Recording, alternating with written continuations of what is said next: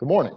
My name is Brendan Cox, and I'm the Director of Policing Strategies for the Law Enforcement Assisted Diversion, National Support Bureau, and it's a pleasure to be here with you today. So Law Enforcement Assisted Diversion, or LEAD, is currently in 59 locations across the United States, and there's a number of jurisdictions around the globe that are interested. It's a pleasure to be here. LEAD started in Seattle, and I will get to how that happened in 2011 and has grown pretty quickly. A little bit of my background: I was with the Albany, New York Police Department for 23 years. I retired from there in January of 2017 to take on this job. We were the third municipality in the U.S. to start LEAD. That we started actually in April of 2016. So just to give you an idea of how quickly LEAD has grown, we're now at 59 sites. And the National Support Bureau exists to ultimately give folks technical assistance and strategic support around implementing LEAD. A lot of what we do is things like today, where we ultimately let folks know what LEAD is, answer questions, and then start working with folks individually to implement. And then as they get to operational mode, help them out along the way.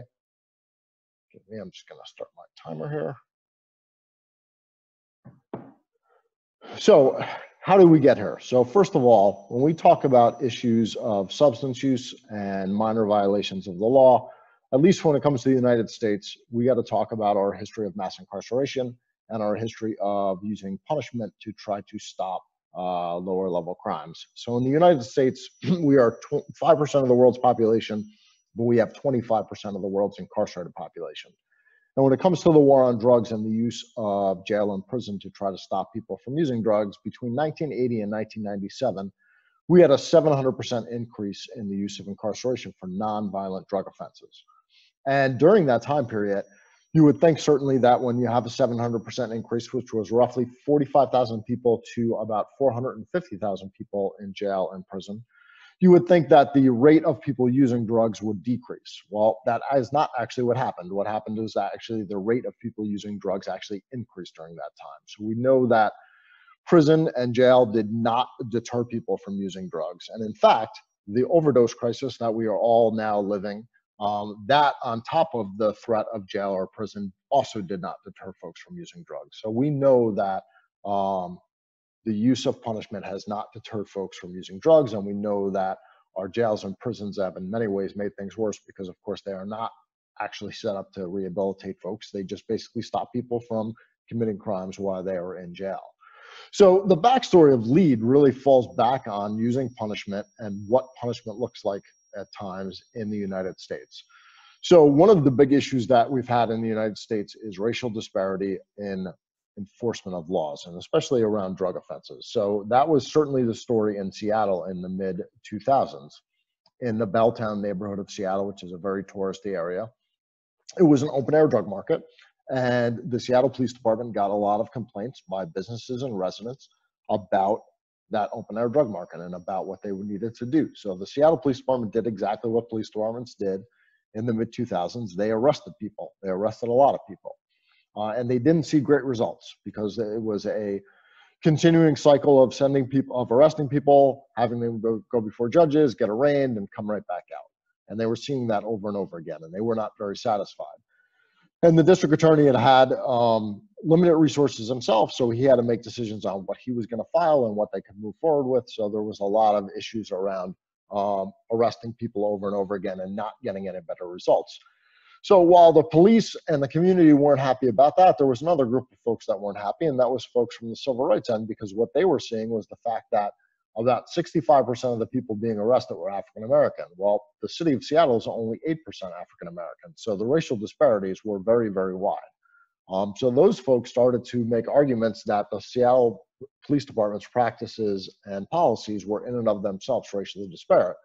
So that landed folks at a mediation table, and a very visionary captain of the narcotics unit in Seattle looked across the table at the civil rights folks and said, let's, for the sake of argument, say that our policies and practices are in and of themselves racially disparate. We have one tool, and that is the tool of arrest. If you could have us do something different, what would it be? You tell us, what is it? And the civil rights folks, they admit it. They didn't have an answer. So both sides said, you know, we're not really happy with what we have. We're not happy with the status quo. So let's actually call a timeout and let's stop arguing with each other and let's actually work together to build an alternative. Let's make arrest the last option. Let's make better outcomes. Let's figure something different. So that's what they did. So they ultimately met, they came up with what we call the core principles of LEAD now. And these are what we ask folks to abide by when they implement LEAD. So the first was to really utilize officer discretion to benefit what goes on. So police officers in the United States, and really in many places around the globe, have discretion when it comes to lower level crimes. They don't have to make an arrest. The problem is if they don't have any other alternative to do, then they're left with either arresting or just doing nothing. So we want to use discretion to really enhance what happens. So in LEAD, we use that discretion to make a decision to get somebody to help. So let's utilize officer discretion, and let's do it as far up the system as possible. So let's do it at the point of crime. Let's do it at the point where we're not going to enter that person anywhere into the system. We've already arrested most of these folks a number of times before, and we've never made any kind of headway into getting help for them.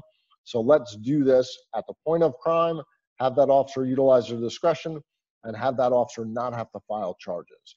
And what does that wind up looking like? Well, I'll get into that in a moment, but ultimately get a case manager to the scene, turn that person over, and start having that case manager work with that individual on a harm reduction philosophy, something you guys are actually way ahead of the United States on, of that recognition that we got to meet people where they're at. We have to understand that not everybody is ready, willing, or able to make large changes, and that if we make incremental changes, we can make much better headway into helping them out into public safety, recognizing that not everybody is going to be able to stop using drugs at that moment, so not abstinent based. So recognize the trauma that many folks have been through, and that it's going to take time to work into that trauma and address that trauma. And until we address that trauma, we may not actually get them healthy and well until that happens. And to recognize that there's no one fit for everybody, that there has to be specially tailored interventions. So how does that happen? Well, when an officer responds to a call or they stop somebody who's committed a crime, they now have a choice. They can either arrest somebody or they can offer them help. So when they see that this person clearly needs help, instead of arresting, they say, I don't have to arrest you today. Would you like help? Would you like services? When that person says yes, they call a case manager. That case manager comes out to the scene and they do a warm handoff. They say, hey, here's Brendan Cox. I've known him for a while. He's been arrested a number of times. He has a substance use issue. He's going to accept some help. Case manager takes over. They do some triage. They ultimately help out. And ultimately what they do is they do an assessment. And as long as I do that assessment, those charges can never be filed against me. Now, that's an arrest diversion. There's also an opportunity for what we call a social contact referral. And that's if an officer already knows me, and they already know that I have this history with the criminal justice system, and I have a behavioral health issue, they can refer me in before I commit a new crime. So in a case scenario where they know me, they can talk to me and say, hey, we have a program. If you would like some help, we can get you in. And they can call the case manager and do that same warm handoff without having to worry about me committing a new crime. That way we can get folks in instead of having to wait till they commit a new crime, recognizing that many of our officers already know individuals that can use that help out there on the scene. So this is really about getting folks in without having to bring them further into the system when they've already been through that.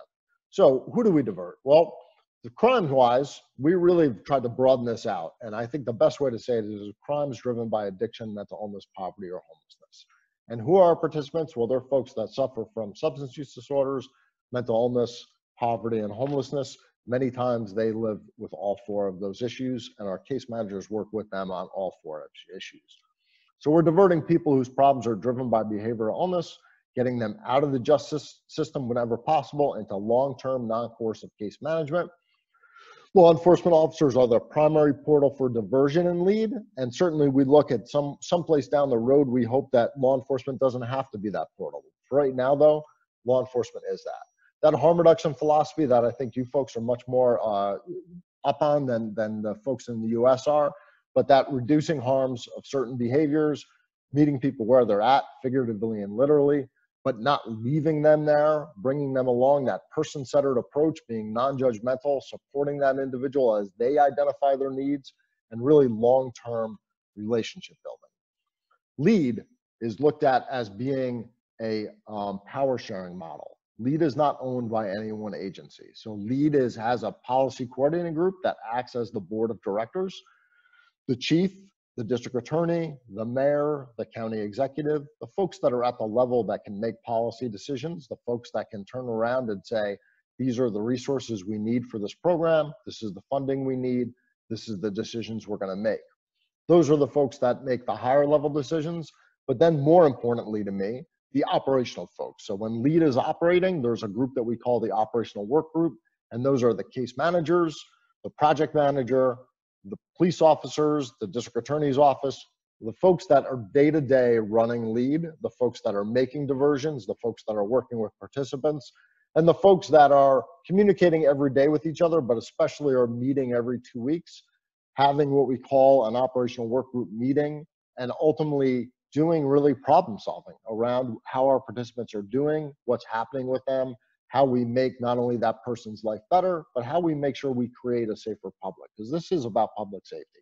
By making that person's life better, by improving their life, we're also improving the lives of the public, of the community, and ultimately making a safer community. LEAD, we don't look at LEAD as a program. LEAD is a paradigm shift. LEAD is about changing how we do business. LEAD is looking at people in a completely different way. It's about changing how we address behavioral health issues. It's about taking punishment out of it, and it's about recognizing that in many ways, arrest, prosecution, and conviction can actually create more harm and more interfere more with behavior change than by not utilizing those. It's about recognizing that the justice system response has been lacking, and there are other public health approaches that can be better. And it's also recognizing that we don't need a stick for this to work. LEAD is a not divert to treatment approach. If somebody wants treatment, we help them with that, but there are plenty of folks that aren't ready for treatment that need a lot of changes before that can happen. It's not contingent upon any certain performances. We don't fail people out of LEAD. We keep them in for the long run.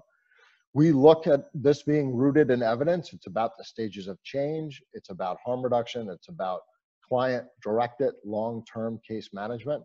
As I said before, the only thing the person needs to do is that psychosocial intake. As long as they do that, that charge cannot be filed. And then our case managers are out in the field. They're not office-based. And for police officers, that might be the first time that they ever see somebody in the field helping them out. It can be more complicated than other light touch alternatives. This is not just knock on the door and say, do you want help, and then walk away. This is about continually engaging with individuals who are sometimes not fall through the cracks and get lost forever. It is about power sharing. It's about all of the agencies being on the same page, sometimes for the first time ever. Fidelity to the model is about our core principles, and that's something that the Bureau helps out with. It does need a very strong independent project manager and management team that helps to oversee the day-to-day operations and knows how to ultimately facilitate all of those different partners who sometimes don't always see eye to eye, and really helping them get along, especially with the community and getting community buy-in, which is really important.